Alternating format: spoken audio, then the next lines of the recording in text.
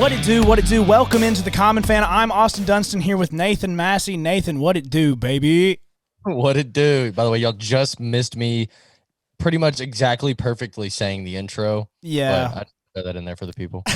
He was literally not mocking me, imitating me Yeah, that's a good because word. I'm not going to go into why. But he was imitating me, but he did very well. Good job. Maybe next time I'll let you come in just for a little whoop-de-wop. I mean, I just feel like that's kind of your thing, man. I That's mean, I guess. I maybe guess. maybe one day we can just work our way into where we both open it up. But for now, I think that the Common Fan is led by Austin Dunston. So What I if think that's one day, like, we just switched, roles and just didn't address it and see if anybody noticed? I mean, I feel like that would have been a great plan until just about right now when the people that are going to listen to, but maybe we're going to blow up one day. And then that day when we blow up, only like the true common fans will be like, The uncommon oh, fans. yeah, the uncommon fans. They switched everything up and didn't even say anything. How could they do that? What are you talking about? Bro, what I want to get into first is, man, school started yesterday, and I totally forgot, like, how difficult school is. Okay, explain. Like, it was syllabus day, right? But I have a quiz due tomorrow, and over chapters that I haven't even read yet because I don't have the book, which I Because you never. just found out what the book was. I just found out what the book was yesterday. Like, what's What class is this? dude? Public relations cases and practices by literally one of my favorite teachers at Tennessee Tech. Shout out to Dr. Wilson. She is my homie. I freaking love her. But we have a quiz that's due tomorrow at 9:30, so I have to do it after this pod. Like, it's just like I forgot how time consuming school was. I go off for a month and I just forgot. I mean, that's kind of like, I'm a little lucky right now because of where I'm at in my baseball and like school career. Yeah. I only have two classes right now. So one of them's one of them's completely online, and then obviously at Jackson State we are like not in class. So I have one Zoom meeting at 9:30 on Tuesdays and Thursdays, and past that, your boy is kind of chilling right now. So yeah. Tech, like, COVID doesn't really exist here. Like, it does, and we take proper protocols, like we're social distance and we wear masks and stuff, but like I haven't had a class that's just gone fully online at all. I feel like I thought all like Tennessee State schools were doing that though. Not Tech, bro. We in that classroom every day, 9 or 9:30 sharp, bro. You better believe I'm walking into the UC with a mask on, ready to get to work. Do I have to like sit so many chairs apart or anything? Yes, Or they, dude. It's like there's a bunch of like pieces of paper that just say this desk is closed. We can't sit there. have they like limited how many people can be in a class? I'm assuming. Kind of, I guess, but the Not really. the communications department is so small here that like Yeah. there's not that many people in my classes anyway. Yo, I gotta okay, I know we haven't gotten. We'll get into sports. I promise. We're only 3 minutes in. You'll be okay. I promise. Okay. Listen to my personal life real quick. I got into a class, okay, that was supposed to be group dynamics, which is some sort of psychology class. But I got into parapsychology. Do you know what parapsychology is? I just don't even have the slightest clue. It is paranormal psychology. Okay, time out. That sounds sick. Bro, it's the only class, it's the only parapsychology class offered in the United States. And I'm in it. I mean, that's kind of hard though. Like that Bro, seems cool. I'm telling you, dude, listen to this. My teacher, apparently he's really cool. I've never had him before, but he's like kind of crazy in a sense. I guess you kind of have to be to teach parapsychology, but he's like, guys, I'm not trying to change your religion or anything of that sort, but you're going to question reality in this class. I was like, oh my God, like I mean, that may be the greatest like opening statement by a teacher in the history of college classes. I know, dude. I was like on the edge of my seat during the syllabus. I was like, what is going on? We're going to study like ghosts and stuff, like near death experiences, psychics, bro. He's going to tell our futures and stuff. Like what how is this a class? I mean, I would 100% sign up for it. I mean, I just feel the amount of things that you can touch on in that class as far as just like ghost and anything paranormal, obviously with that being the name of the class, but you could even go farther into that. Like, isn't there isn't there like some kind of drug, like DMT, I think is what it's called or something, where you have like live your whole life. I feel like that's something that would be taught about. It may not be, I don't know, but like I feel like that would be something you could maybe bring up and get a nice little conversation going. Oh my! I feel like I could bring up anything. We're gonna be talking about like deja vu and stuff. But here's two crazy things. Like I said, this is the only parapsychology class offered in the United States. And for that reason, whenever we got in there, he's like, "You guys hit the tech lottery. The wait list for this class is insane. There's a bunch of people trying to get into it, and I only got into it because I needed to graduate." And then two, this is the last thing I'll say about this, but tell me how wild this is. Our final experiment in class is with a Ouija board, bro. Yeah, no, okay. That's where I would have to drop the class. Like, it's all fun and games learning about it. But when you break out a Ouija board, I don't care if you believe in ghosts or not. That is just something I'm not messing with. Because even if you don't believe in ghosts and then you're like, oh, yeah, I'm going to do this Ouija board, and then it goes wrong.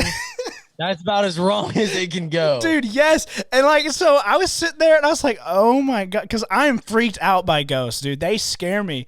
And he was like, oh, well, guys, it's not technically a Ouija board. It's a spirit board. I was like, that's not any better, dude. It's not any better. So I don't know. I just figured I'd share that. It's kind of a cool story. I'll let everybody know how it goes throughout the semester. I will be freaked out. Definitely going to be like weekly updates on the pod is going to be, how does Dunstan's class today go? I'll let you know. Hopefully he'll pick me. I don't want to be picked, bro. But on Friday, he's reading 4 of our futures via the cards, the future cards. Oh, gosh. And if I get picked, I'll let y'all know what my future holds, but I really hope I don't get picked.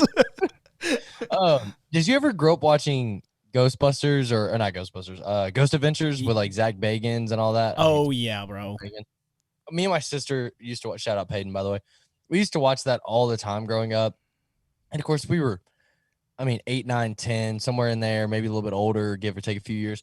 And that show used to scare the crap out of me. But we loved watching. Like some of them, you'd be like, oh, that was kind of just wasn't a good venue or wherever they were at. Yeah. And then some of them, you're sitting there and you watch it and you walk out in the hallway to like go use the bathroom at night or like go get a cup of water. And you're like, I don't care how far away. They could be in the middle of Oklahoma searching for a ghost, but some way, somehow that ghost managed to get in my house, and now I'm freaked out about it. Oh, dude, I have some kind of scary ghost stories. I won't go into them now, but as parapsychology progresses, I'm going to go into the stories from class and my ghost stories because ghosts are real. I don't care what you say, and I'm about to have a whole education to back it up, boy.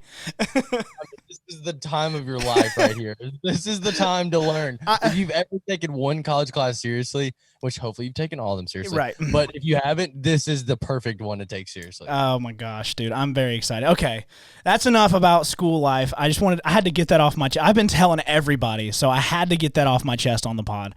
But let's talk about some more scary stories in a sports sense. And the scariest story that I've seen as of recent is the firing of Jeremy Pruitt at the University of Tennessee. Yeah, it appears that it's all going downhill in Rocky Top, maybe Rocky Bottom now, but it's going downhill. And like we've said this on the podcast, I'm not a UT hater. I'm not against the program. I'm not hoping for the worst or anything, but apparently they've had multiple people transfer, including Eric Gray, Quavarius Crouch, Jameer Johnson. I believe I'm saying all those correctly. And then I don't know how to say Henry To'o. Okay, that's what I thought. I didn't want to be. Yeah. Of course, I just blew through all the rest of them. Yeah. So hopefully I'm right on all those.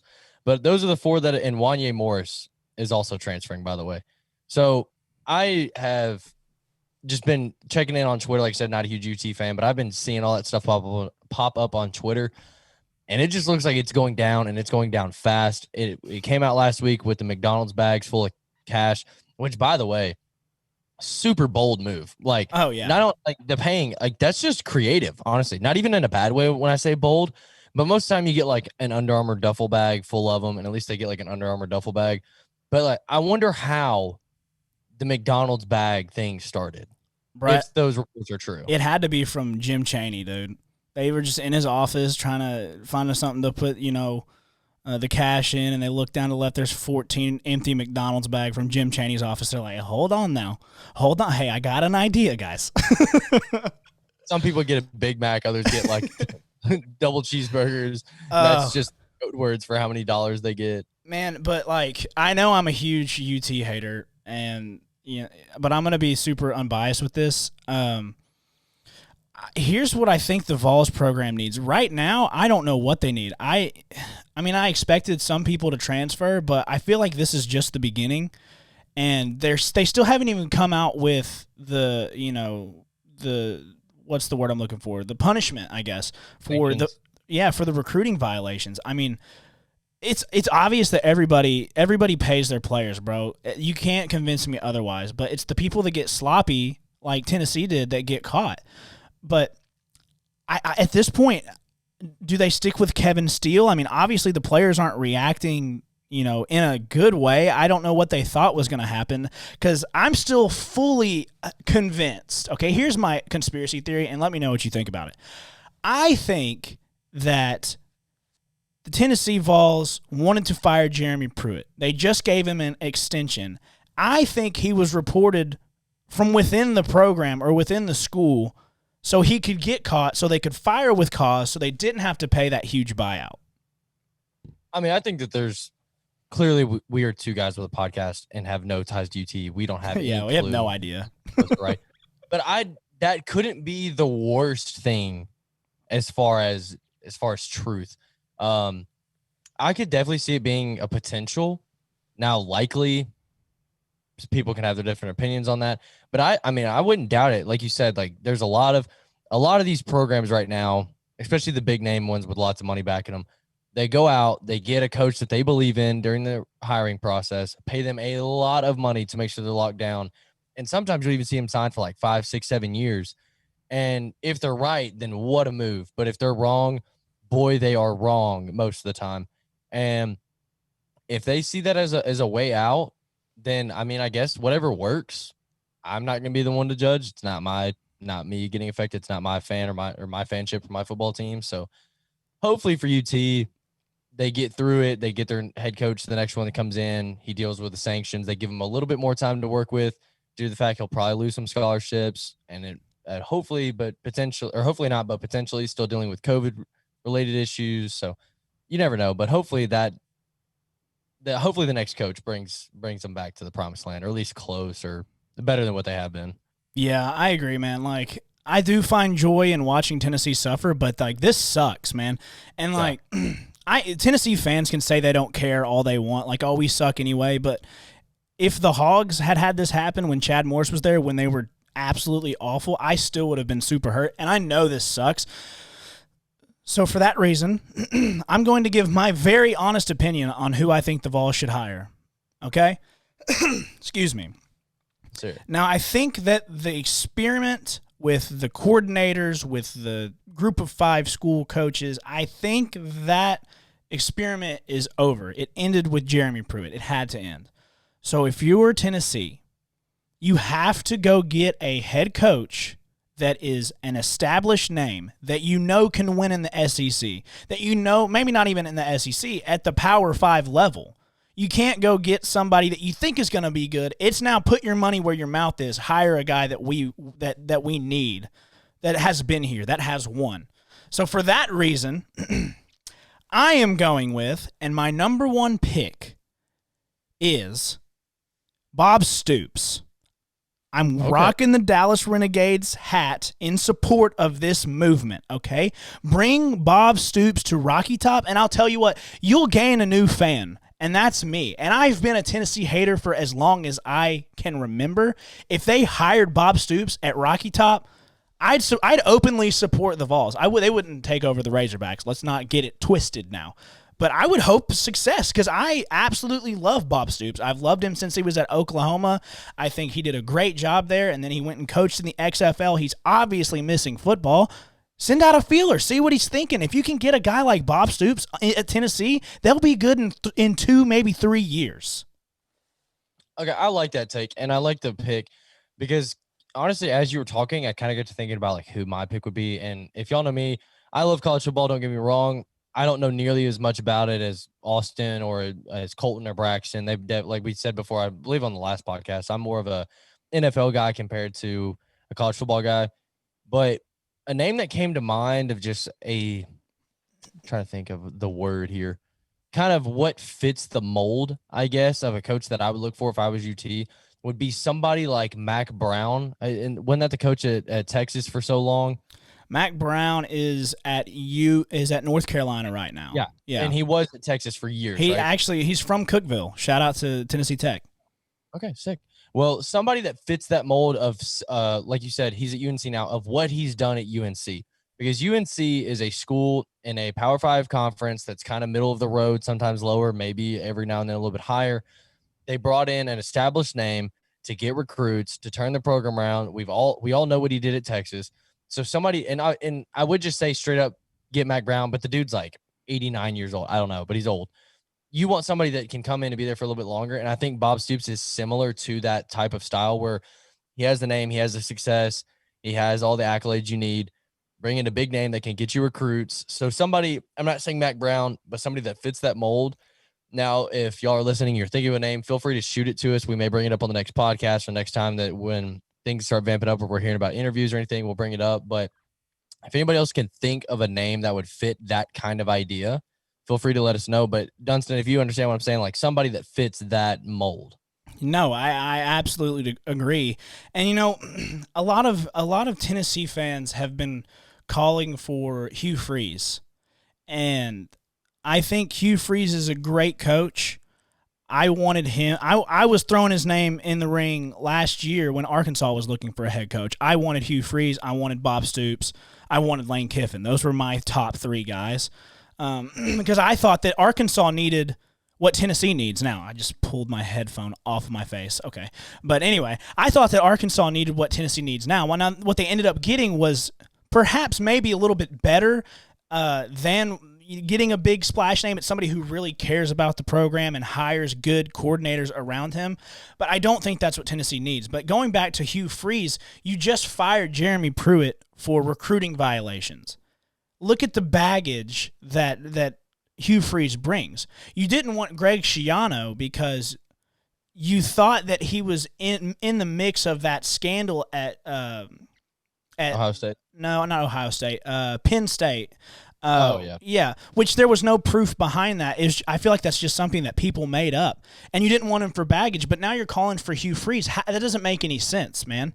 If you're gonna knock Greg Schiano for alleged rumors of his morals and then come calling for Hugh Freeze, I feel like that's not the right direction of the program. You're going to have to get somebody that's, pretty cut and dry, pretty, nice background, big name like Bob Stoops, like we've been saying. And that's just my opinion. I don't think that you can go out and get a Hugh Freeze and look okay or even be successful. I agree. I have a conspiracy theory of my own that I thought of. And it is a long shot, okay? All right. So I'm not saying any of this is true. So if you're a fan of any team that I'm about to bring up, don't take it personally. This is just a what-if type situation. Okay.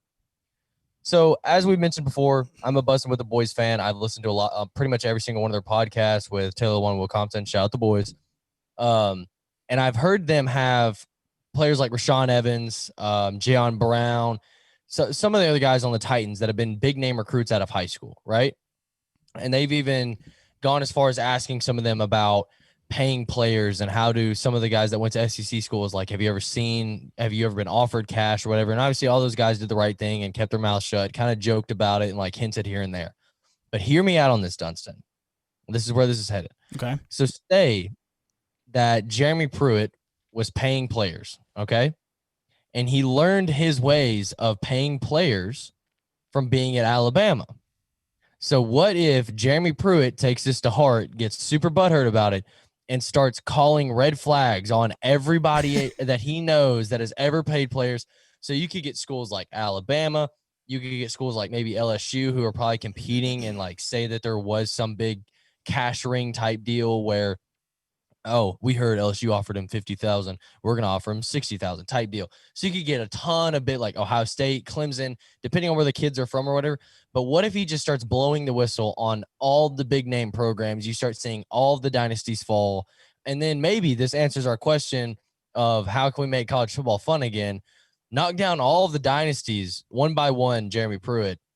And then you just have an even playing field. Or like we've said before, payers start getting played on top of the table instead of under the table.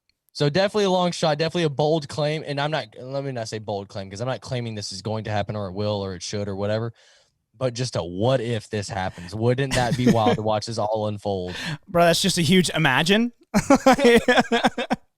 Dude, but that's kind of, I mean, I don't think that will happen. But you could see it happening. Yeah. Like if he has, what does he have to lose? He just lost his job and his name is scarred forever. So what does he have to lose? Exactly. So what if he starts whistleblowing everybody around him? So that way they're like, oh, if you think I'm bad, you should see what Nick Saban's offering. Oh, if you think I'm bad, you should see what Orgeron's offering. If you think I'm bad, you should think what Dabo's offering, and just blows everything up from the bottom to the top, just brings it all down. At that point, man, he wouldn't even need his buyout. He'd be making all that money in hush money, bro. They'd be like, here's $20 million, bro. Shut up. What if he's already doing that? What if that's why nothing's gonna come out? Dude, we could go so deep into this, man. College football conspiracy theories. That's what this is right here. I don't know. That could be crazy. But real quick, one thing I want to do before we get off the topic of Tennessee is the uncommon fan of the week we have selected is our boy Will Walton. Okay? Now, Will, you're an uncommon fan. I know you're listening to this and you're like, I didn't get a call from these guys. How uncommon can I be? You're the uncommonest of uncommon fans.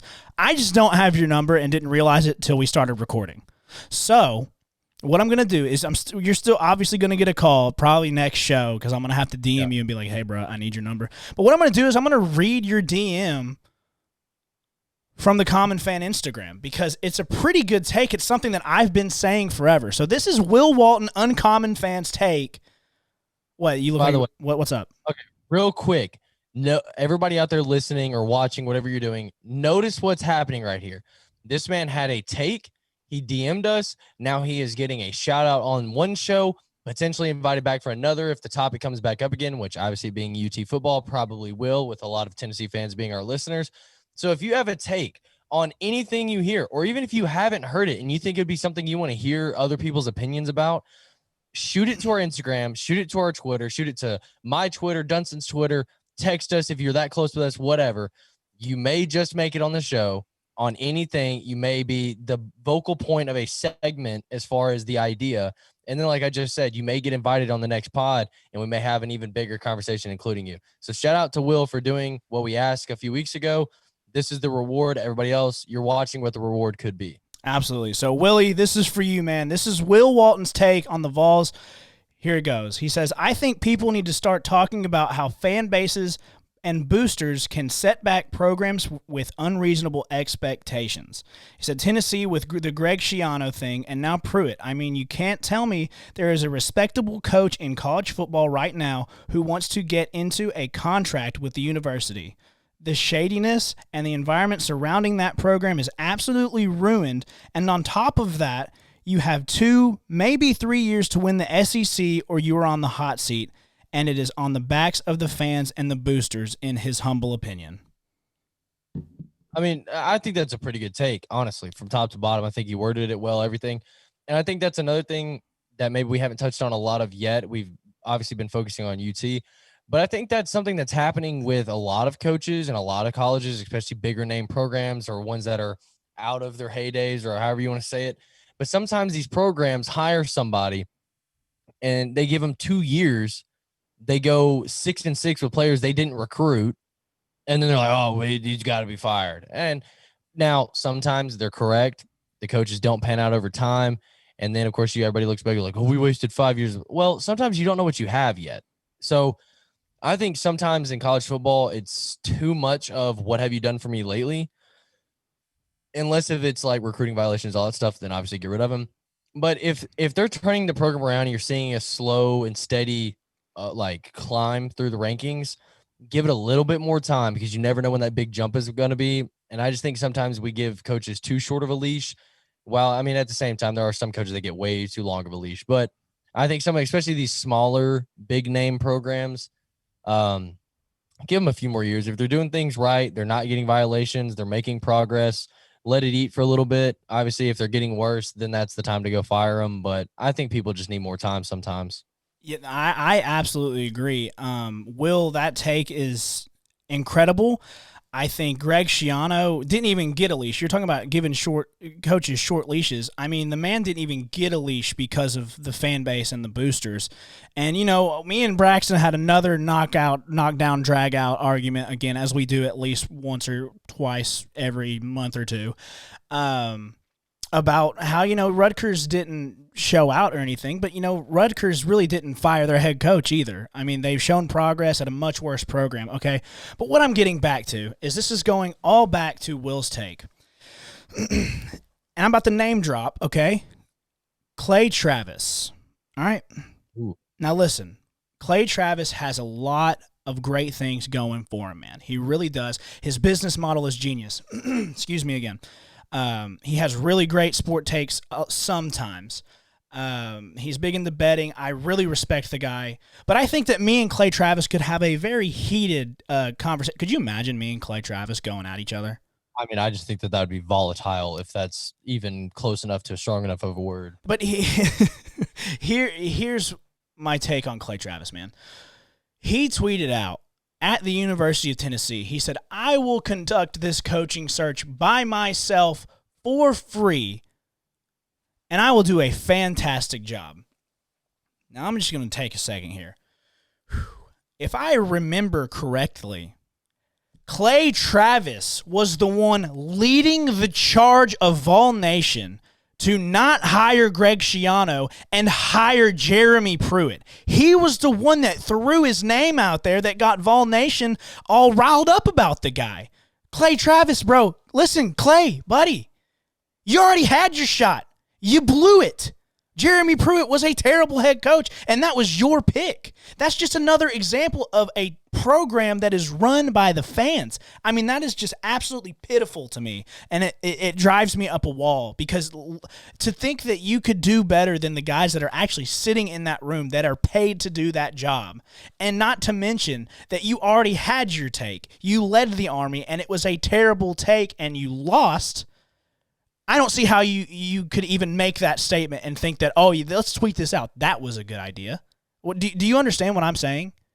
Yeah, no, I get it. And I do remember I follow Clay Travis just because, like you said, he does give some good takes. He does. And this isn't me hating on Clay, bro. I think that he is very good at what he does.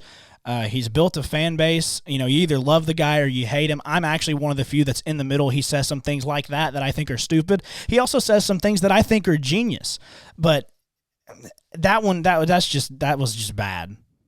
Yeah, you can't be the head signal caller as far as the pissed off mob that's coming for whatever job or whoever they want for whatever job, and be that wrong, like you just mentioned, and then immediately after that guy that you claimed and vouched for as much as you could on Twitter gets fired for things that he shouldn't have been doing. Not only was he bad at coaching, he also was cheating. So, like, he was so bad that he was cheating and he was still bad.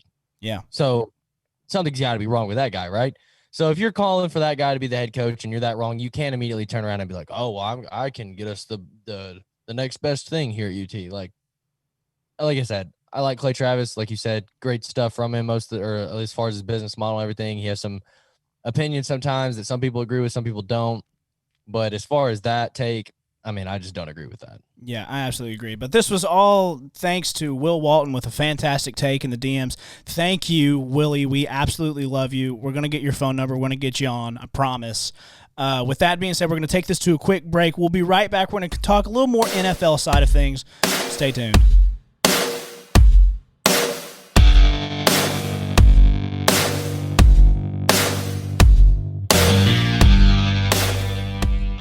The Common Fan is brought to you by Waltz Free Hand Sanitizing Lotion. It protects you up to 4 times longer than gel and won't crack or dry your hands. Try it out at store.avcare.com.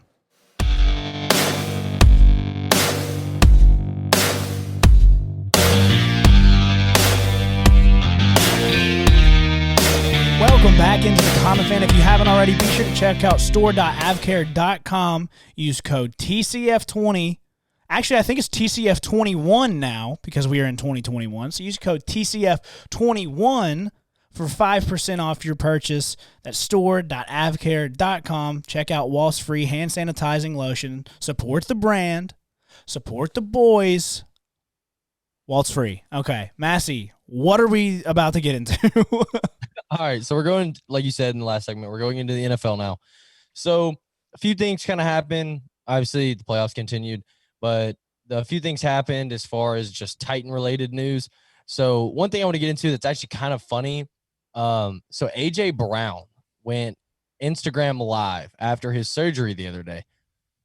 Well, apparently, all those times that we were watching him on TV, or if you were lucky enough to get in the stadium at the stadium, if you watched him make a catch in the first quarter and die on the field, and you're like, why does this happen every week? And at some point, you're like, okay, that's the end of his season. And then he'd be out there the next play. And then other times, you're like, oh, he'll be fine. They'll be out there 4 plays later. But those 4 plays were really scary. So apparently, he had double knee surgery.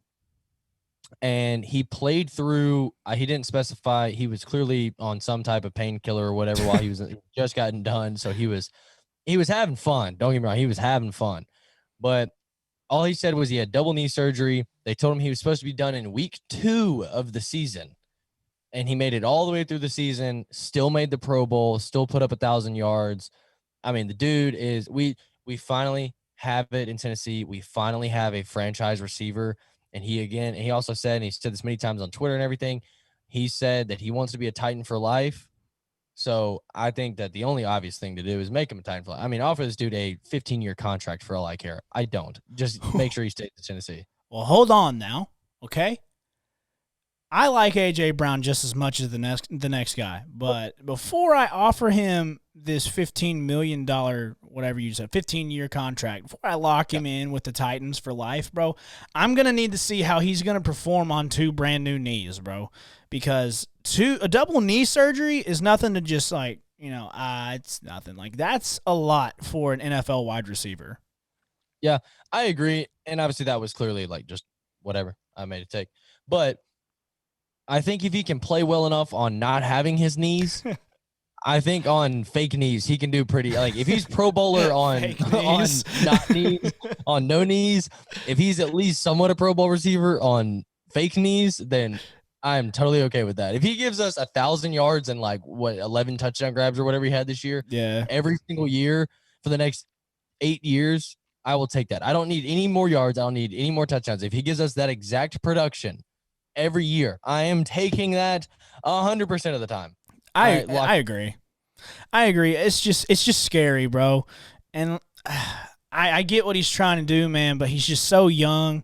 I can't believe he played. I'm not complaining that he played all season. He played great, had a hell of a season. However, that's, you got to think long term there, guy. Playing a whole season on 2 broken knees, that can't be good for your long-term health, man. I think the same thing. And you know what it honestly got me thinking of immediately whenever I saw and heard this and I joined the live or whatever? What? If they let A.J. Brown play through 2 knees that would end up requiring – now they may not have been that bad at the start and they got worse over time. That's usually how injuries happen when untreated. How bad was Adoree Jackson's knee? Or whatever, I'm pretty sure it was a knee. I'm assuming it was a knee, I think. Anyways, we don't know. How bad could that knee have been to where nobody out there knows what it was other than people inside the building, which, by the way, shout out to the Titans. Y'all can keep a secret because I still, as one of the biggest Titan fans I know, I still don't know what was really wrong with Adoree Jackson. But regardless of that, if they let A.J. Brown play through, and Variable, I've said this on podcasts before, Variable is very good about he is player first. He wants the team to succeed. But if he thinks that A.J. Brown can't play this week because if he plays this week, it jeopardizes the next 4 years for 1 week. And I agree with that. As much as I want to win every single game that we play, like you said, I would rather have A.J. for the next 8 years than A.J. in week 7 when we lose to the Bengals or whoever we played. You know what I mean? But I just, again, I wonder what in the world was wrong with Adoree Jackson. Yeah, I don't know. And that kind of makes you wonder a little bit. Was Adoree Jackson's knee really that bad? Or, does he just not have that, like A.J. Brown does, he doesn't, I don't know if he has that. It could be one of the two. I choose to believe that it was just so bad that he couldn't play, but I think it might be a little bit, and he doesn't have as much heart, as want to, because that's pure want to, bro, and I love that. So for that reason, I've become even more of an A.J. Brown fan. Yeah, no, I've been screaming AJ Brown is the best receiver the Titans have had since probably like Randy week 2. Moss. Okay. Well, if we had prime Randy Moss, I'd be like, yeah, for sure. But we had a totally different guy. Yeah. Anyways, AJ Brown's been our top receiver so far in his career, probably in Titan history at this point. Now, obviously, there's still 6 to 8 years to prove that he is the best of all time as far as an entire career with the Titans. But again, I thought it was funny. He also gave a big shout out to Derrick Henry. Derrick Henry, it was funny. If you've seen the clips, and we'll go back and we'll retweet it from the comment fans so that way you can go look when you listen. But if you go through the clips, we'll retweet that if we can find it. Yeah. Anyway, we will, when you like all the comments were just flowing through, right? And you had like Big Jeffrey Simmons was like, man, I want whatever you're on right now. That kind of funny stuff, you know? And then you see Derrick every now and then, and they're like, can we get a nurse in here? Can we get a nurse in here? And it just looked like a father from a distance was like, hey, son, you don't need to be saying some of these things now. Like, down a little bit. So it's just funny watching him. And then as soon as you saw AJ like look down at his phone like this, kind of confused, and he goes, Derrick Henry, woo woo. He's like, he's the King Henry. And it's just hilarious. I think that there's a great relationship with especially the young guys in Tennessee right now, which I think is the most exciting part about our franchise. Is everybody can say how long they think Derrick Henry is going to last. We'll figure it out one day whenever he retires. But the young guys that we have in our core right now just get me so excited. Like, I'm already ready for the Super Bowl and for the AFC Championship and NFC Championship, but I am already so ready for the draft. And then I wish we could turn around the Sunday after the draft and play next season. But obviously that's unrealistic and we can't because we need AJ Brown to recover from his double knee surgery on his new fake knees. But I love that. And I had to bring that up because it was absolutely hilarious watching him do all the stuff that he was doing on Instagram Live. And it was funny watching Derrick Henry look like a dad in the comments. Yeah, man, dude, I hate off season from football. I miss it, but you know, there's been one guy that has decided this will be the final off season for him, and that final off season being, the final season. I don't know, speak words, Dunston. Philip Rivers retired. There we go. Philip Rivers. That's where I was trying to be dramatic, you know, and sometimes it just doesn't work. Philip Rivers retired, bro. What do you think about that? First of all, I gotta say it. This is one of the funniest things I saw on NFL Twitter, aside from AJ Brown going live and all that stuff, was Will Compton. Did you see what Will Compton put out whenever Philip Rivers retired? Kind of. What? Remind me. All right, so this is slightly inappropriate for our younger viewers, but he said, it looks like Philip Rivers finally pulled out. Oh. So for all of you out there, Philip Rivers has like 11 kids or something crazy. He so has 9. Yeah, so it's an inappropriate joke, but it was perfectly executed by Will Compton there. I thought that was absolutely hilarious. What a comedic genius. I mean, he is, speaking of people that are filling their roles perfectly on social media right now, that man is going to have a huge career whenever football ends for him. But anyways, enough of me just loving busting with the boys. No, I think Philip Rivers, it's time. I think that he played well for the Colts this year. He obviously led them to the playoffs, ran into a buzzsaw in the Bills, who look really good right now. We'll get into our picks here in a little bit. But I don't know, man. I think Philip Rivers, I think it'll be very interesting. I'm very curious as to the starting quarterbacks in the AFC South come this time next year. Will Deshaun stay in Houston? Will the Jags take Trevor Lawrence? Everybody's like, obviously, and I agree, but you never know. Something crazy may happen, and they may sit Trevor Lawrence for a year and hope that something like Joe Burrow doesn't happen to them. And then what will the Colts do? Will they, God, please don't let this happen. Will they go get Matthew Stafford, or God, please let this happen? Will they go get Carson Wentz? What are they going to do? And I mean, I think that's a big development as far as the Titans as a whole. The AFC South is part of the NFL. I'm very curious to see what the 4 starting quarterbacks. And luckily for the first time in a while, the Titans absolutely know who their day one starter is going to be. Ryan Tannehill. Feels good. Finally to say that. Finally, we're the one team. Think about that. Yep. We're the one team in the AFC South that knows that their starting quarterback is not only already in-house, not only had 2 great seasons the last 2 years, but is returning for another. Yeah, absolutely. I'm very stoked for the Titans. My roommate, who's a big Colts fan, was like, he hates the Titans, bro. He hates the Titans like I hate on the Vols. He's like, oh, the Titans are about to suck again, man. I hate it for you. I was just like, shut up. You're just scared. You're just sad that we won the AFC South, bro. But they, Titans Colts handshake first round exit. That was the year Yeah. summed up. We agreed on it. We're like, look, y'all are gonna win it, but only if y'all lose in the first round. And we were like, only if y'all do it as well. We all just went out, lost games, and came back to the crib and probably sitting on the couch with each other. Yup. Okay, here's my question for you on Phillip Rivers. Is he not is he a Hall of Famer? Is he a first ballot Hall of Famer? Ooh. I'll give you my take first. Okay, let's hear it. No. He's a borderline Hall of Fame quarterback. Yes, he's he's not leading. He's top 5 in like all stats, but he played in the league for 17 years. He has a losing record in the playoffs. I don't even think he ever made it to a Super Bowl. He couldn't win a Super Bowl when he did he have LaDainian Tomlinson at one time? And Antonio Gates. And couldn't win a Super Bowl? Come on. And I know people are like, oh, the Super Bowl is a team it's a team accolade. It's not a player accolade. Shut up, bro. If you haven't won a Super Bowl as a quarterback, I don't feel like you've earned the right to be a first ballot Hall of Famer. I think he'll make it eventually, but he's not a no doubt put him in as soon as possible Hall of Famer. Okay, so I'm going to ask you this. This is my follow-up question to that. There was I want to say Dan Marino never won a Super Bowl. I could be really wrong. I'm looking this up as I'm talking. I think you're right, because we talked about this with your stepdad at one point. Oh, yeah, that night that he just went crazy on the quiz thing? Yeah. Okay, so he played in one Super Bowl and lost. Okay, so I know that Dan Marino is considered one of the best quarterbacks of all time. So would you have considered him a first ballot Hall of Famer during that time? I know it's hard because obviously we weren't alive then, but would you have considered him a first ballot Hall of Famer given the fact he had not won a Super Bowl, but like you just said with Phillip Rivers, had been in the top 5 quarterbacks every single year that he played just about?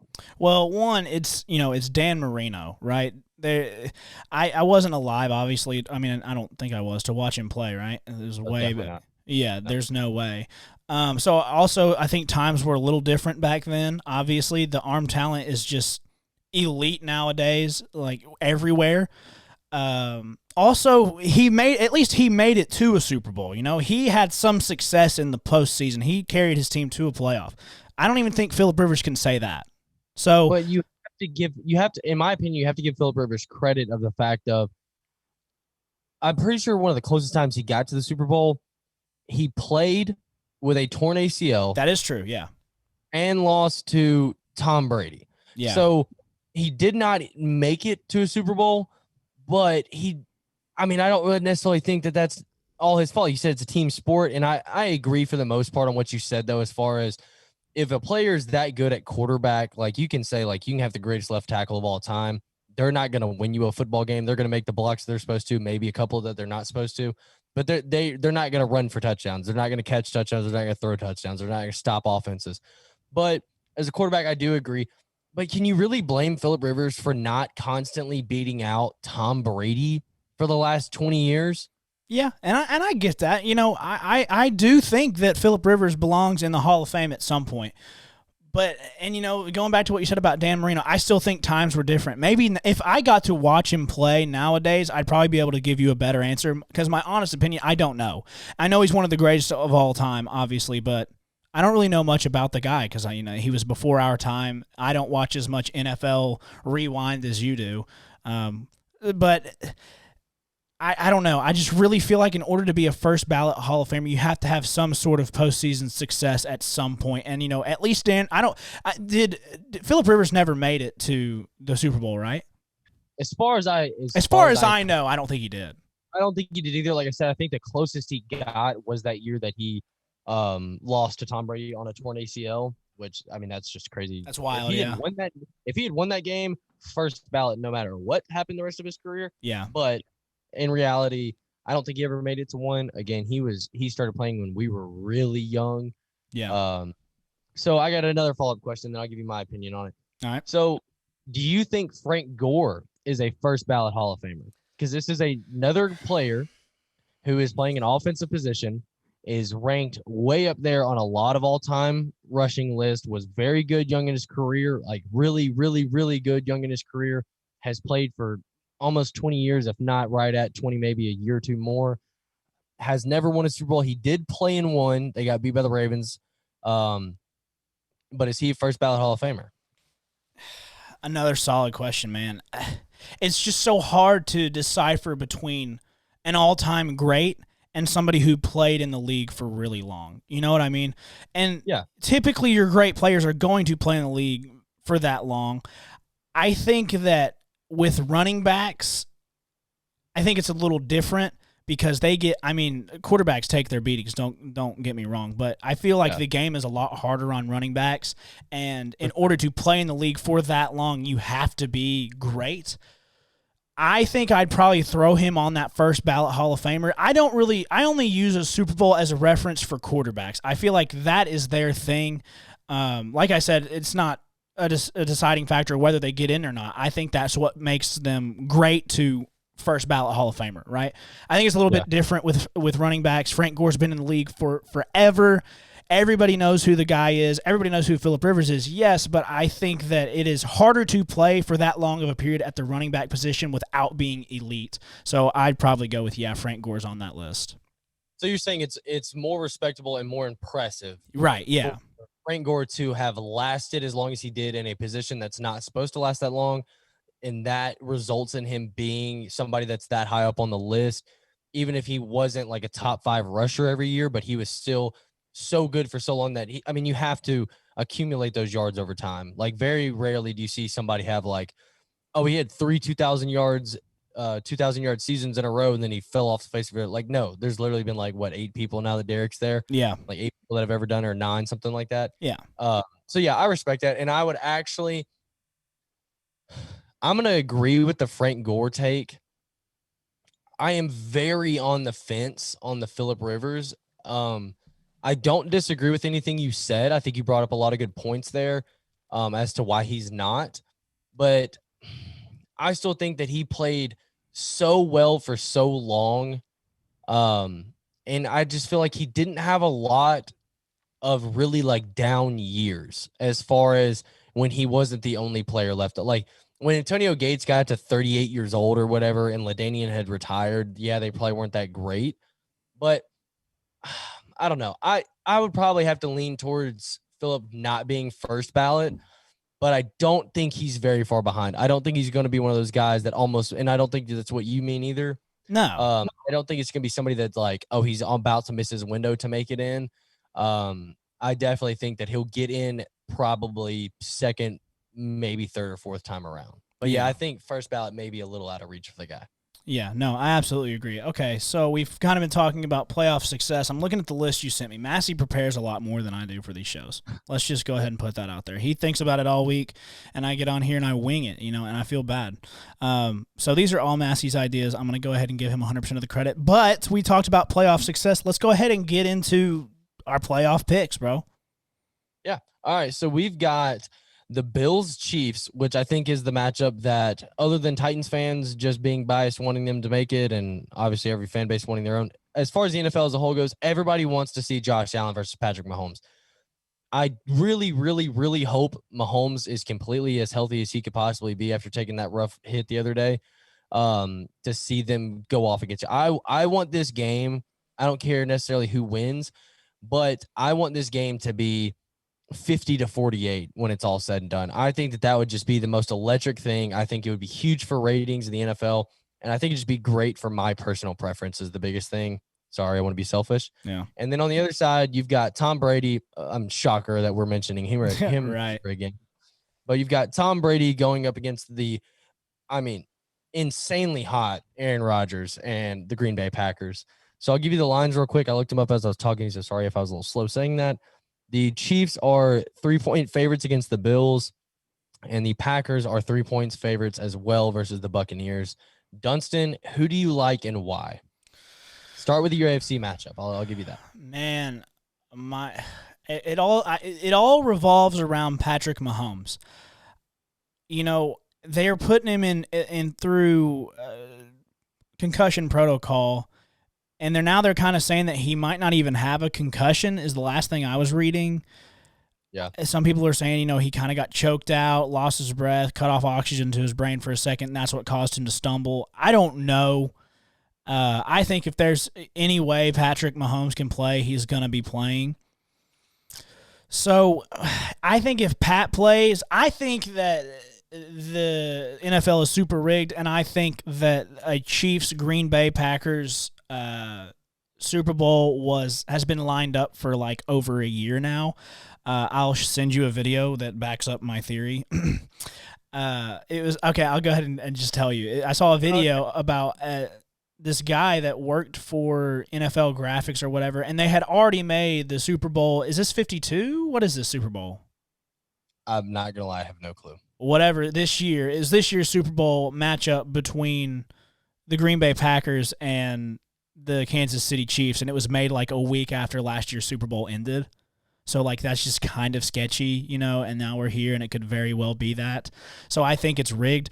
But my heart says Bills, bro. I'd love to see Josh Allen in the Super Bowl. I like switch-ups. I like to see teams that are in the Super Bowl that aren't often in the Super Bowl. So for that reason, my heart says Bills, Bucks, Super Bowl. And it would be awesome to watch. But my head kind of says Chiefs, Packers, the usual. Yeah. So my take on it is, and I'm going to give a little spin zone here on a biased Titans fan take. I want, as far as a Titans fan, for the Chiefs to win it all, in the sense of I really do not want to run into a pissed off Patrick Mahomes in the playoff next year with something to prove. I think, and I'm not saying anything about any of the people on that team or in that organization personally, I think you do see a lot of times when you get teams that win it so consistently and they're not named Tom Brady and Bill Belichick, get kind of complacent sometimes and maybe have a little bit of fall off. So I think if they won it, then we could just hope and pray that he has a down year next year and the Titans moonwalk to the Super Bowl and win it all for the first time. But as far as a realistic take, I'm going to have to go with Bills here. And I think that is my heart, my head here. I think that the Bills are a team that is pretty well positioned to match up with the Chiefs. And on top of that, I think the Bills have won like their last 8 or 9 games, something crazy like that. And other than the Hail Mary versus the Cardinals, which if your season relies on DeAndre Hopkins not making that catch, then I just feel bad for you, because if somebody can make that catch, it's DeAndre Hopkins. Right. But anyways, I think that they've been hot. They've played high scoring games. They've played low scoring games. They've won them. Obviously, the Chiefs have won all but one of their games, I think, right? They lost 2, but the last one that they lost was because they set everybody for week 17. All right, so the full strength Chiefs have lost once. The Chiefs themselves have lost twice. But anyways, I just think that the Chiefs, they haven't been overly convincing to me. I think that the Bills are a much better team than the Browns, which you saw give the Chiefs all they wanted until Chad Henne just said, "Hey, I'm the best backup in the league. I'm going to win this game." I do give huge credit to Andy Reid on calling that passing play, not only a play, but a passing play with your backup quarterback on your side of the field in the fourth quarter. I mean, that's just what a move. But if I was a betting man, I'd have to put my money on the Bills. Now, if the Chiefs win, wouldn't be surprised at all. If Patrick Mahomes goes out there and throws for 500 yards and the Bills don't score and just shuts me up completely, as if he's listening to this podcast right now. If you are, shout out to you, Patty. But I wouldn't doubt that at all. And on the other side, I've got to take the Packers, man. I fully am aware of this is Tom Brady, and everybody knows what happens when you bet against Tom Brady. But at some point in time, somebody bet against him when he's playing the Giants, and that didn't work out either. And I think that this Packers team is a lot better than that Giants team, which is just a totally off-the-wall take. But Aaron Rodgers has just looked unstoppable this year. Somebody who is actually unstoppable is Davante Adams. Oh, yeah. I don't know what you're going to do with him. Yeah. I think that the Bucs have a good defense, but they're a lot better against the run than they are the pass. And I think, you may be able to slow down Aaron Jones, and that's good, and that's fine. Congrats. And A.J. Dillon as well. But I don't think they have what it takes to slow down Davante Adams and Aaron Rodgers. And I think that Packers defense has also been playing really, really well as of late. And I think that a Bills versus Packers matchup would be a lot of fun, just as, like I said, with the Chiefs Bills game. I think it could be another high-scoring affair, and I think that's what I would also want to see, because I think it'd be a lot of fun to watch. Yeah, I agree. Like I said, my heart says Bills. It's Bills to the Super Bowl. My head says Chiefs. If Pat Mahomes plays, if Pat Mahomes doesn't play, I think that the Bills win. Just Yeah. and it's not. It's probably not really that close. No, not no diss to Tyreek and everybody, but Pat Mahomes is the heart of that team. He's the engine. He's the one that everybody gets behind. And if they don't have him, I have a tough time seeing them make it to the Super Bowl. And I like you said, I just can't count out Tom Brady. You can't count out Aaron Rodgers either. Devontae Adams is just an absolute beast. There's literally you can only slow him down at best. You can't stop the guy.